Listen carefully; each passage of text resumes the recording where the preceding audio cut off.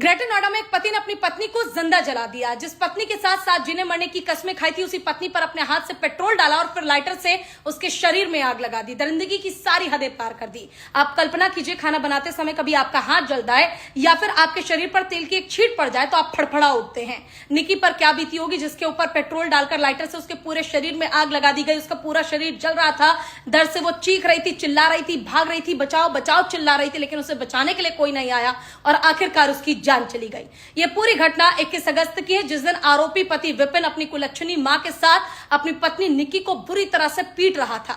जानकारी है कि शादी के बाद से ही लगातार दहेज के लिए उसे हर रोज से बुरी तरह से पीटा जाता था, फिर भी वो रिश्ते को निभा रही थी। 21 अगस्त को भी पति ने बुरी तरह से पीटा, उसके बाल खींचे गए, कपड़े फाड़ दिए गए, उसको मारा पीटा गया और इससे भी जब मन नहीं भरा तो मां बेटे ने मिलकर निकी के ऊपर पेट्रोल डाला और फिर लाइटर से आग लगा दी। शर्मनाक यह है कि विपिन अपने 6 साल के मासूम बच्चे के सामने उसकी मां को जिंदा जला दिया। उस बच्चे ने खुद कैमरे में अपनी मां को जलते हुए रिकॉर्ड किया। सोचिए उस बच्चे पर क्या बीती होगी जिसके बाप ने उसकी मां को उसके सामने जिंदा जला दिया।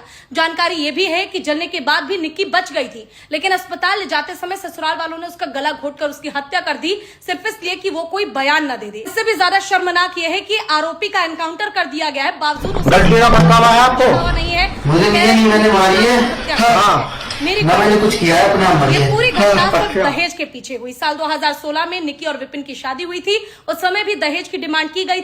स्कॉर्पियो गाड़ी, जेवरात और कैश भी दिया गया। बावजूद इसके 36 लाख रुपए और मांगे जा रहे थे। निकी ने अपने निठल्ले नल्ले पति का पेट भरने के लिए खुद एक पार्लर शुरू किया, जिसमें वो जो पैसे कमाती थी वो भी पति को दे दिया करती थी। बावजूद इसके वो पति जो बेरोजगार था, जो नल्ला था, जो नशेड़ी था, जो गंजेड़ी था, जो शादी के बाद भी बाहर न जाने कितने लड़कियों के साथ अफेयर चला रहा था, कई बार घर में पकड़ा भी गया, उसी ने आखिर में अपनी पत्नी की जान ले ली।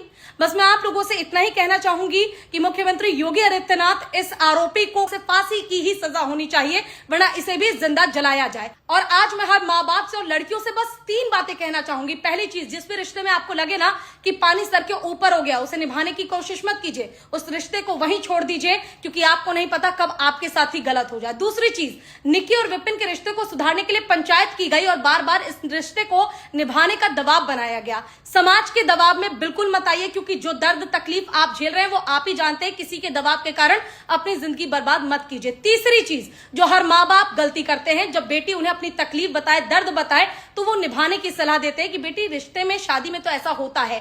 अपनी बेटियों को निभाने की सलाह अगर आप देते हैं और वो बार बार आपको अपनी तकलीफ बता रही है, उसके साथ जो गलत हुआ है वो बता रही है, फिर भी आप अगर उन्हें यही सलाह देते हैं तो एक दिन आप भी अपनी बेटी को ऐसे ही खो देंगे। शेयर कीजिए, आपका क्या कहना है, कमेंट कीजिए।